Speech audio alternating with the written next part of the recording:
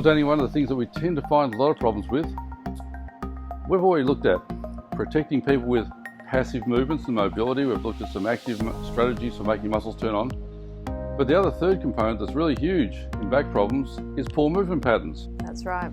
So what we're going to look at here is how you work with your hip hinging pattern, because people naturally tend to flex out their spines to lift, and they're the ones who repeatedly through flexion and poor posture are setting up for basically an injury. So we know if we can teach a better movement pattern, we can keep the spine in a more neutral position when they learn to lift and move in their daily life and even pick up something off the ground, that they're going to be far safer. So can you show me how you run through the movement pattern changes and corrections? Absolutely. So as Andrew was saying, a lot of people tend to pick something off the ground with excessive flexion through the lumbar spine, so bending down. So let's just show how a lot of people from the side, if you face that way, how a lot of people would just bend down to pick something quite heavy off the ground. So let's just show a nice, that's it. Whether you're picking up the kids or a box at work, people just don't really think, and naturally they want to try and save energy by using this position, but that can lead and will lead to injury over time.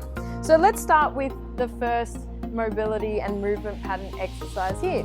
So a standing hip hinge, quite simple. So let's get Julie just placing your hands in the creases at the front of your hips there. Good. Feet shoulder width apart or in your comfortable position. Knees are slightly turned out. From there, bringing those hips back. Good, and forward. It's really important here that we keep our gaze forward and our chest up nice and tall. Already you can see such a difference in how the spine is looking there. Fantastic. People may find this a little bit challenging, particularly if you haven't used this movement pattern in a while. So what we can do is regress it to the kneeling position. So Julie, I'll just get you to kneel down on the ground, please. Good. And it's exactly the same movement pattern. From here, hips back, chest up nice and tall, eyes remaining forward.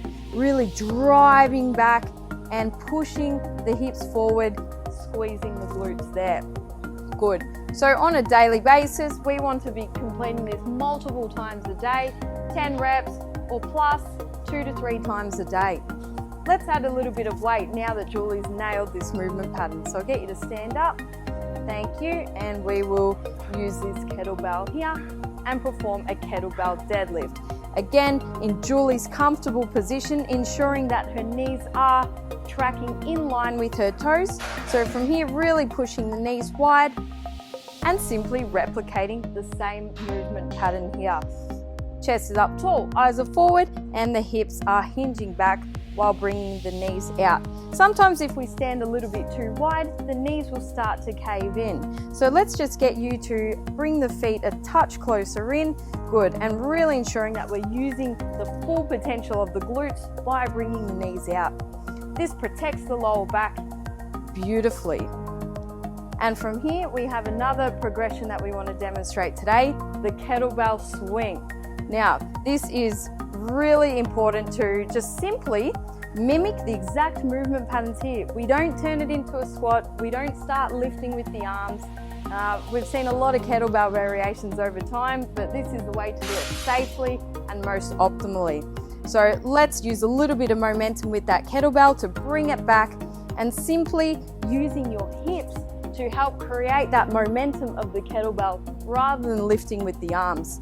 So super important to keep that hip hinge motion happening, and we're just adding a little bit of momentum there. Good, let's go 3 more. Perfect kettlebell swings here. Chest is up tall, eyes are forward, and a beautiful hip hinge happening. Thank you. Well, that looked brilliant, Danny.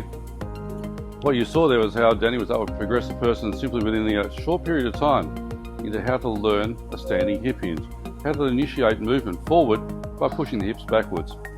Of course, a little regression for people who have a bit of a challenge, how to perform it from the knees. Sometimes makes it a little bit easier to learn than to transition onto the feet.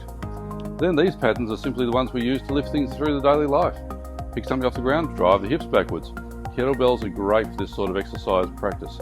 So once again, kettlebell deadlifts, one of my favorite exercises, and transitioning it then to a dynamic movement with the wonderful kettlebell swing, which is just such a beautiful movement to drive through the glutes. And Julie was able to demonstrate a beautiful hinge So Danny, really well shown there. That was a lovely progression. As we say, we like people to practice their hip hinging every day for eternity. You don't get a day off.